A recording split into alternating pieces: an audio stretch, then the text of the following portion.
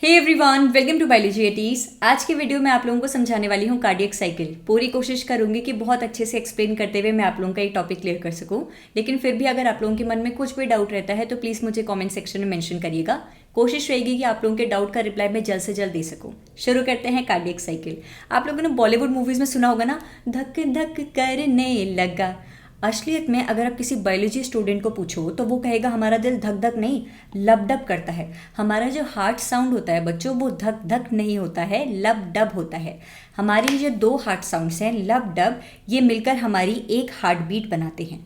अब इस एक हार्ट बीट के प्रोडक्शन के लिए हमारी बॉडी में जो इवेंट्स होते हैं, उन इवेंट्स को हम लोग कहते हैं कार्डियक साइकिल।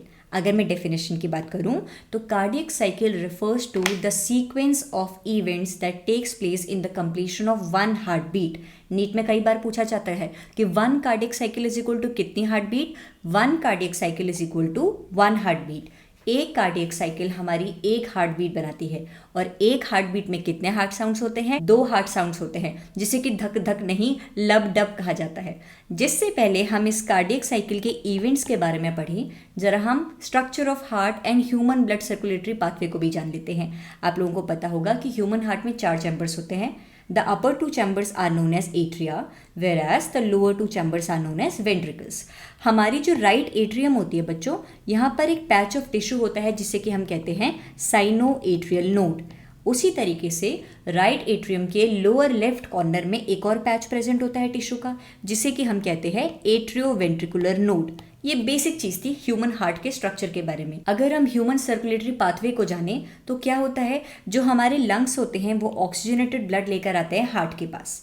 तो हमारे हार्ट की लेफ्ट एट्रियम लंग्स से ऑक्सीजनेटेड ब्लड रिसीव करती है। ये ऑक्सीजनेटेड ब्लड जाता है लेफ्ट वेंट्रिकल पे। लेफ्ट वेंट्रिकल से हमारा ऑक्सीजनेटेड ब्लड जाता है बॉडी ऑर्गन्स के पास। बॉडी ऑर्गन्स ने क्या किया? ऑक्सीजन यूटिलाइज करी। अब जो डीऑक्सीजनेटेड ब्लड बच गया बच्चों, ये डीऑक्सीजनेटेड ब्लड ऑर्गन्स कहते हैं कि वापस से हार्ट तुम ले लो। तो बॉडी ऑर्गन से डीऑक्सीजनेटेड ब्लड चले जाता है राइट एट्रियम के पास।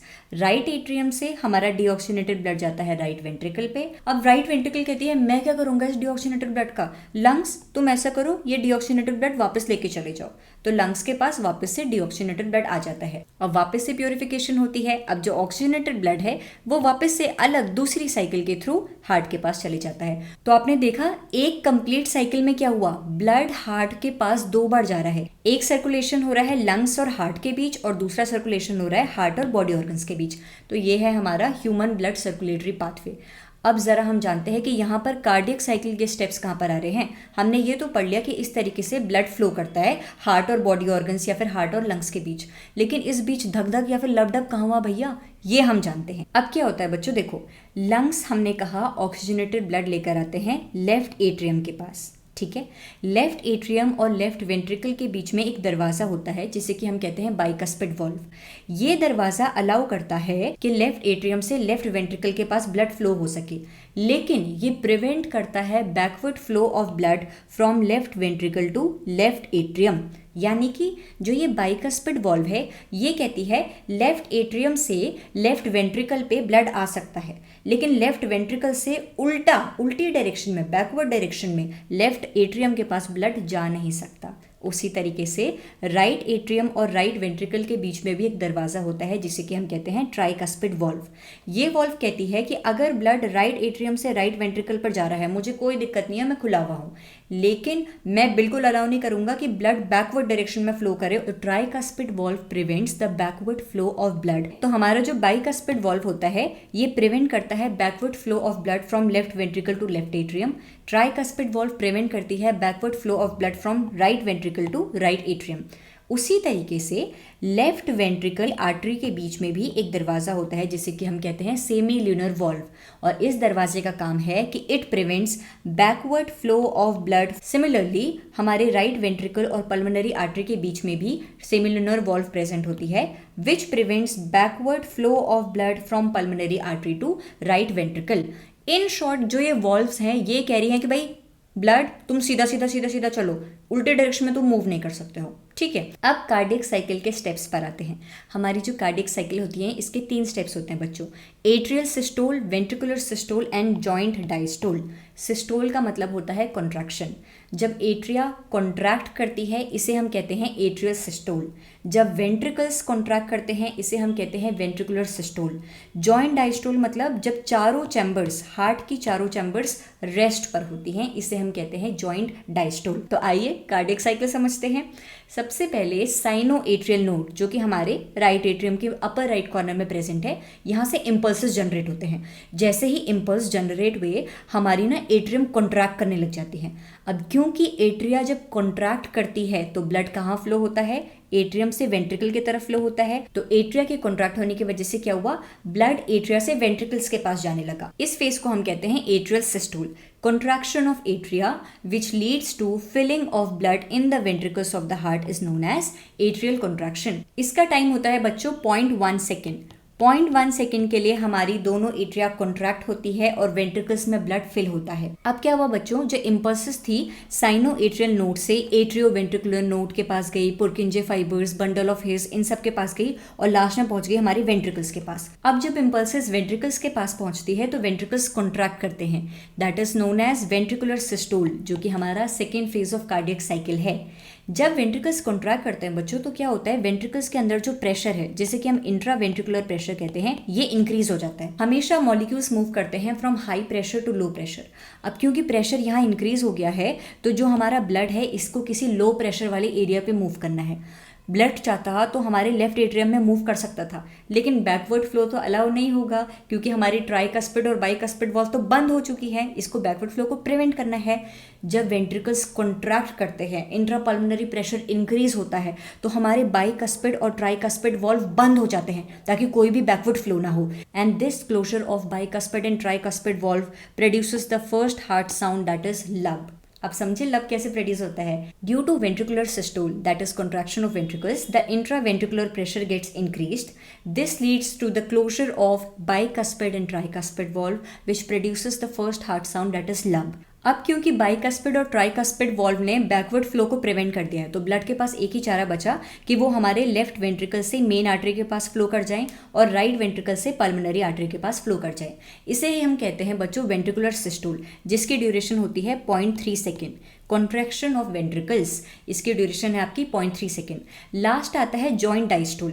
क्या हुआ, एक बार एट्रिया कॉन्ट्रैक्ट हुए थे, एट्रिया के कॉन्ट्रैक्ट होने की वजह से वेंट्रिकल्स को ब्लड मिला था। वेंट्रिकल्स कॉन्ट्रैक्ट हुए, वेंट्रिकल्स के कॉन्ट्रैक्ट होने की वजह से मेन आर्टरी और पल्मोनरी आर्टरी को ब्लड मिला। अब ये चारों चैम्बर्स कहते हैं कि यार हम कॉन्ट्रैक्ट होकर थक चुके हैं, हमें थोड़ा रेस्ट करने का टाइम दो। तो एक छोटा सा रेस्टिंग वाला फेज आता है जो कि आता है 0.4 सेकेंड का, जिसे कि हम कहते हैं जॉइंट डायस्टोल, यानी कि जॉइंट रिलैक्सेशन, जहाँ पर हमारी all the 4 chambers of heart थोड़ा सा रेस्ट करती हैं। इस रेस्ट करने के दौरान क्या होता है, ब्लड कहता है अरे ये लेफ्ट और राइट वेंट्रिकल तो रेस्ट कर रही है, यहाँ पर प्रेशर कम हो गया है। ब्लड कहता है क्या मैं बैकवर्ड फ्लो कर दूं, क्योंकि मैं तो हमेशा high pressure to low pressure move करता हूँ। लेकिन बैकवर्ड फ्लो को कौन प्रिवेंट करता है, यहाँ पर मौजूद सेमी ल्यूनर वॉल्व प्रिवेंट करती है। तो जॉइंट डायस्टोल के टाइम पर जहाँ पर चारों chambers of the heart rest कर रही है, हमारे ब्लड का वेंट्रिकल्स में बैकवर्ड फ्लो को प्रिवेंट करने के लिए हमारी सेमिल्यूनर वॉल्व क्लोज हो जाती है। And this closure of semilunar valve produces the second heart sound that is dub. यानी कि हमारे ह्यूमन सर्कुलेटरी पाथवे में जो लब डब साउंड प्रोड्यूस होता है वो कैसे प्रोड्यूस होता है बच्चों, लब साउंड प्रोड्यूस होता है जब हमारी बाइकस्पिड और ट्राइकस्पिड वॉल्व बंद हो जाती है। डब साउंड प्रोड्यूस होता है जब हमारी सेमिल्यूनर वॉल्व बंद हो जाती है। बाइकस्पिड और ट्राइकस्पिड वॉल्व कब बंद होंगी, जबकि आपके वेंट्रिकल्स कॉन्ट्रैक्ट करेंगे। वेंट्रिकल्स के कॉन्ट्रैक्ट होने की वजह से ब्लड बैकवर्ड फ्लो ना करे एट्रियम में, इसीलिए हमारी ट्राइकस्पिड और बाइकस्पिड वॉल्व बंद हो जाती है। तो फर्स्ट हार्ट साउंड बच्चों प्रोड्यूस होता है वेंट्रिकुलर सिस्टोल के टाइम पर, and first heart sound is known as lub. Joint diastole के टाइम पर जहां पर हमारी चारों chambers of the heart are at rest, blood का बैकवर्ड फ्लो मेन आर्टरी से लेफ्ट वेंट्रिकल के पास ना हो या फिर पल्मोनरी आर्टरी से राइट वेंट्रिकल के पास ना हो, इस टाइम पे सेमिल्यूनर वॉल्व बंद हो जाती है which produces the second heart sound that is dub. तो कोई अगर आपसे पूछे कि फर्स्ट हार्ट साउंड कब प्रोड्यूस होता है, वेंट्रिकुलर सिस्टोल के दौरान प्रोड्यूस होता है। क्यों प्रोड्यूस होता है, closure of bicuspid and tricuspid valve की वजह से होता है। सेकेंड हार्ट साउंड साउंड जो कि डब है जॉइंट डायस्टोल के टाइम पर होता है। क्यों होता है? क्लोजर ऑफ सेमिलुनर वॉल्व की वजह से होता है। तो ये तीनों steps which consist of 0.1 second का एट्रियल सिस्टोल, 0.3 सेकेंड का वेंट्रिकुलर सिस्टोल एंड 0.4 सेकेंड का जॉइंट डायस्टोल, ये तीनों स्टेप मिलकर बनाते हैं हमारी कार्डियक साइकिल। और इस कार्डियक साइकिल के अंदर दो हार्ट साउंड्स प्रोड्यूस हो रहे हैं, लब एंड डब, यानी कि हमारी एक हार्ट बीट एक कार्डियक साइकिल का नतीजा है और हमारी एक कार्डियक साइकिल या फिर एक heart beat consist of two heart sounds, lub and dub. तो ये होती है बच्चों cardiac cycle which is of 0.8 second. तो हर एक हार्ट बीट लब डब ये 0.1 सेकेंड का है, दूसरी heart beat lub dub 0.8 second की है। तो हमारी एक हार्ट बीट 0.8 सेकेंड्स के लिए होती है। ऑन एन एवरेज हमारा हार्ट 72 टाइम्स लब डब करता है, यानी कि हार्ट बीट प्रोड्यूस करता है एक मिनट में। तो number of heart beat produced per minute is 72। अगर मैं रेंज की बात करूं 70 to 75 हार्ट बीट्स प्रोड्यूस्ड होती हैं पर मिनट। या फिर हम ये भी कह सकते हैं कि एक मिनट में हमारी बॉडी कितने कार्डियक साइकिल्स परफॉर्म करती है, 70 to 75 कार्डियक साइकिल्स परफॉर्म करती हैं। तो 1 cardiac cycle is equal to 1 heart beat which consist of 2 heart sounds, lub and dub. I hope cardiac cycle topic आप लोगों का क्लियर हो गया होगा। अगर आप लोगों को ये वीडियो पसंद आई, if you like this video, make sure hit the like button and subscribe to my channel for the upcoming videos. Thank you so much for watching this video.